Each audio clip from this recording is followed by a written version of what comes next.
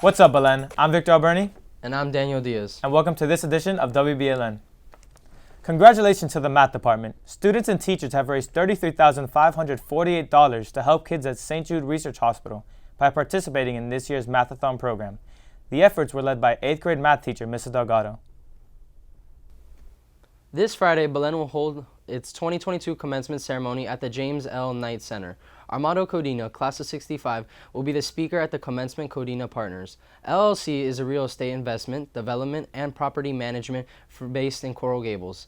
In addition to serving as CEO and chairman of his core real estate holdings, Mr. Codina is an executive active investor and owner of MBB Auto Group, premium luxury retail automotive group consisting of 15 dealerships in the Northeast that include Mercedes-Benz, BMW, Land Rover, Jaguar, Audi, and Toyota. He is also chairman of Kingfisher Land Secured Bond Fund, LP. Among his philanthropic endeavors, in 2000, Codina was the recipient of the American Red Cross Humanitarian of the Year Award. President Joe Biden and First Lady Joe Biden are set to visit Buffalo, New York Tuesday, paying their respects to community grieving 10 people killed in a supermarket mass shooting on Saturday. This as authorities continue to investigate what they are calling a racially motivated attack. Tyler James reports. President Joe Biden looking to act as a comforter-in-chief Tuesday with a visit to a grieving community. We're not just hurting, we're angry, we're mad. This shouldn't have happened. 10 people died and 3 others were injured when a gunman opened fire at the Tops Friendly Market in Buffalo, New York.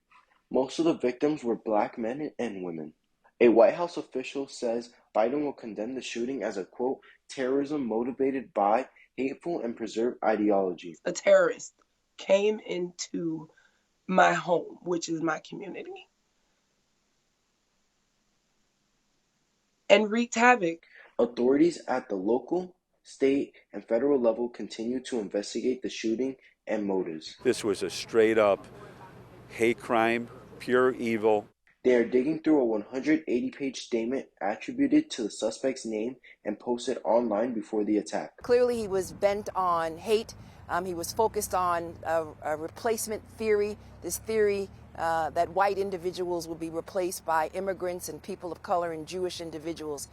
In the document, the suspect describes getting radicalized by online message boards. Everybody hate everybody.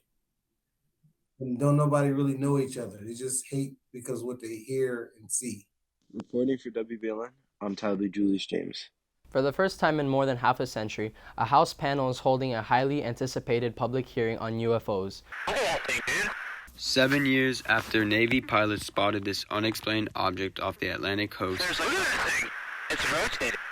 top Pentagon officials will be grilled by members of the House Intelligence Subcommittee. The first public hearings on UFOs, or UAPs, unidentified aerial phenomena, in more than half a century. For too long, this issue wasn't even taken very seriously. It was essentially relegated to science fiction.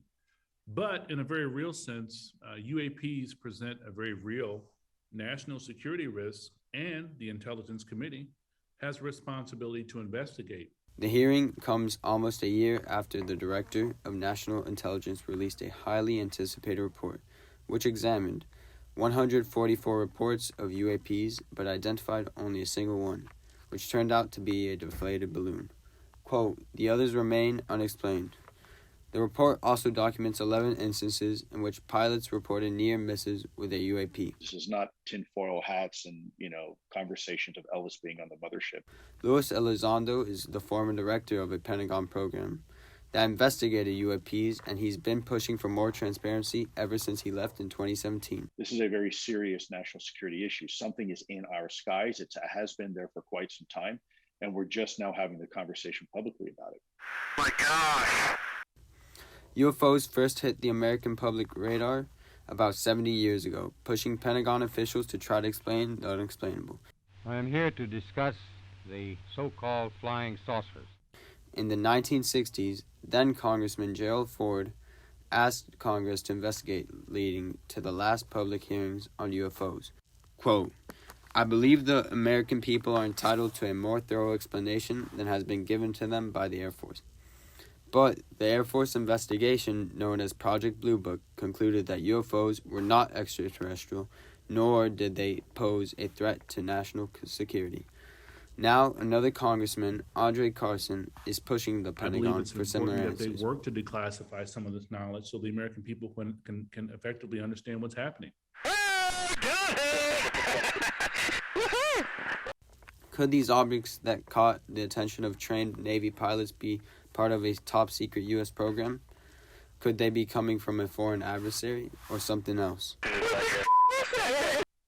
Whatever they are, the intelligence report concedes a handful of UAPs appear to demonstrate advanced technology, some without discernible means of propulsion. That they're exhibiting, as well as the flight characteristics. There's no platform or really energy source that I'm aware of that could allow something to stay in the air as long as these objects were. The only thing for certain is that they exist. The big question is, whose is it, and where is it from, and what are the intentions, and what are the full capabilities, and is there something we can learn from it? For WBLN, I'm Nico DeSomnio.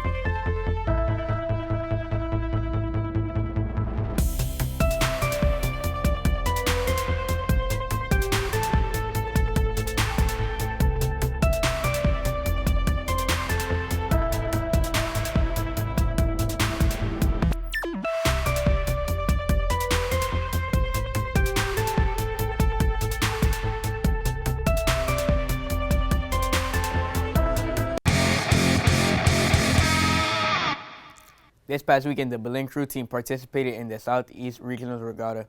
Our crew team finished with 1 gold medal, 2 silver medals, and 3 bronze medals. They will be traveling to Philadelphia in 2 weeks to compete in Scholastic Nationals. To the big leagues we go. Tonight, the Miami Heat will be facing the Boston Celtics right here at home. This is the first game of the conference finals, and we are hoping to get off to a hot start. The Panthers also play tonight facing the Tampa Bay Lightning in the first game of round 2. Like the Heat, we're also hoping to take game 1. Now back to the guys at the desk.